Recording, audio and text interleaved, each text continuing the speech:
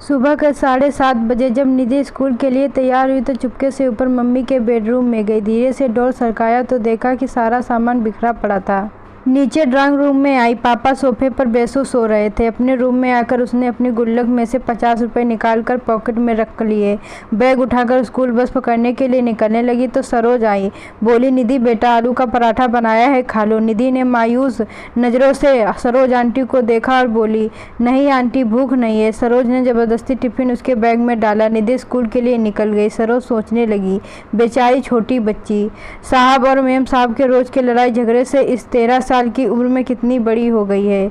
सरोज पिछले 10 सालों से नेहा व नरेश के यहाँ काम कर रही है। दोनों मल्टीनेशनल कंपनी में ऊंचे पदों पर कार्यरत हैं। निधि उनकी इकलौती बेटी है। किसी भी चीज़ की कोई कमी नहीं है, पर हर समय दोनों एक दूसरे से लड़ते रहते हैं। नरेश पिछले कुछ समय से नेहा से तलाक चाह रहा है और चाहता है निधि की जिम्मेदारी नेहा उठाए, और नेहा निधि की जिम्मेदारी नरेश को देने के साथ जायदाद में हिस्सा चाहती है। इस कारण दोनों लड़ते रहते हैं।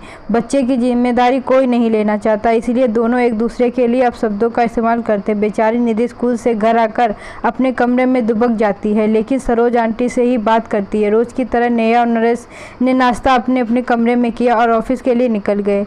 करीब 12 बजे स्कूल से कॉल आया कि जल्दी हॉस्पिटल पहुंचो, निधि को चोट आई है। हॉस्पिटल पहुंचकर पता चला कि निधि ऊपर से सीढ़ियों से गिर गई है। आईसीयू में रखा गया था। ऑपरेशन की तैयारी हो रही थी। सिर में बहुत गहरी चोट आई थी। ऑपरेशन शुरू हुआ, पर जिंदगी मौत से हार गई। नेहा और नरेश स्तंभ रह गए। उन्हें ऐसा झटका लगा था कि अपनी सुध बुध ही खो बैठे थे। निधि की दादी भी आ गई थी। बेटा बहू को देखकर उन्होंने नफरत से मुंह फेर लिया।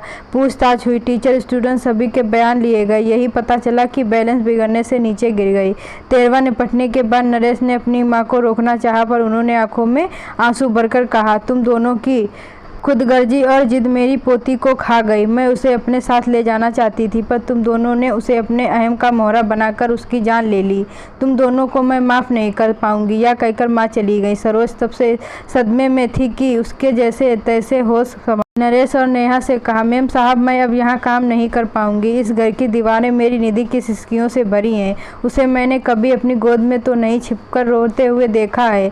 कभी तो मेरा मन किया कि उसे लेकर भाग जाऊं, पर मैं डरपोक थी और ऐसा नहीं कर सकी। अगर चली जाती तो शायद वो आज जिंदा होती। नरेश और नेहा के पास अब शायद कहने को कुछ नहीं था। जैसे जैसे दिन बीत रहे थे, उनका लड़ाई झगड़ा एक अजीब सी बर्फ में से तब्दील हो चुका था। उनकी सारी भावनाएं अंदर ही अंदर एक खामोशी अख्तियार कर चुकी थी। संडे का दिन था। बड़ी मुश्किल से नेहा ने निधि के रूम में जाने की हिम्मत जुटाई। महीने दोनों उसके कमरे में कदम नहीं रखते थे। कैसे माँ बाप थे वो दोनों।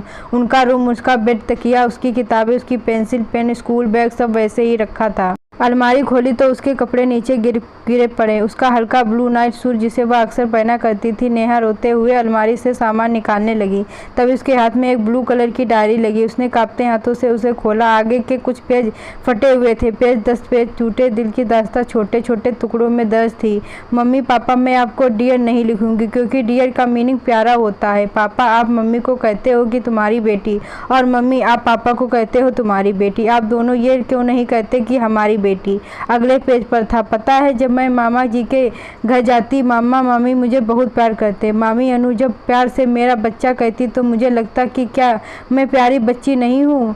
मम्मा, मैं तो आपका सारा कहना मानती हूँ, फिर भी आपने मुझे कभी प्यारी बच्ची नहीं कहा। अगले पेज पर था, मम्मी जब मैं बुआ के घर जाती हूँ तो बुआ मुझे बहुत प्यार करती हैं, पर खाना नच की पसंद का बनाती है। मम्मा, मुझे भी राजमा बहुत पसंद है। मैंने कहा कि आप बनाओ, पर आपने कहा मुझे तंग मत किया कर। जो खाना है सरोज आंटी को बोल कर बना दे। पता है मम्मा, मैंने राजमा खाना छोड़ दिया है, अब मन नहीं करता। अगले पेज पर था, पापा मैं आपके साथ आइसक्रीम खाना जाना चाहती थी, पर आपने कहा आपके पास फालतू चीज़ों के लिए टाइम नहीं है। पापा, जब चीनू मासी और मौसा जी मुझे और विपुल को आइसक्रीम खाने ले जाते हैं तो फिर वो क्यों नहीं कहते कि ये सब फालतू चीज़ें हैं। पता है मम्मी, मैं अपने घर से दूर जाना चाहती हूँ, जहाँ मुझे ये ना सुनाई दे कि निधि को मैं नहीं रखूँगी, जहाँ पापा के चिल्लाने की आवाज़ ना सुनाई दे। पापा, अगर मैं बड़ी होती तो मैं आप दोनों को कभी परेशान नहीं करती, मैं खुद ही चली जाती। मैं तो आप दोनों से बहुत प्यार करती हूँ। पापा मम्मी, आप दोनों मुझे प्यार क्यों नहीं करते। एक पेज पर था, I love you Saroj aunty, मुझे प्यार करने के लिए, जब मुझे डर लगता तो अपने पास सुलाने के लिए, मेरी हर बात सुनने के लिए। और अंतिम पेज पर था, दादी आई लव यू, आप मुझे यहाँ से ले जाओ, आई प्रॉमिस कभी तक नहीं करूँगी। नेहा डायरी को सीने में लगाकर जोर जोर से रो पड़ी। नरेश की उसी रोने की आवाज़ सुनकर आ गया। नेहा ने डायरी उसे पकड़ा दी। पेज दर पेज पलटते हुए उसके चेहरे के भाव बदलते जा रहे थे। वह खुद को संभाल नहीं पाया और जमीन पर बैठ गया। नेहा रोते हुए बोली, नरेश, वो एक्सीडेंट नहीं, आत्महत्या थी, सुसाइड था।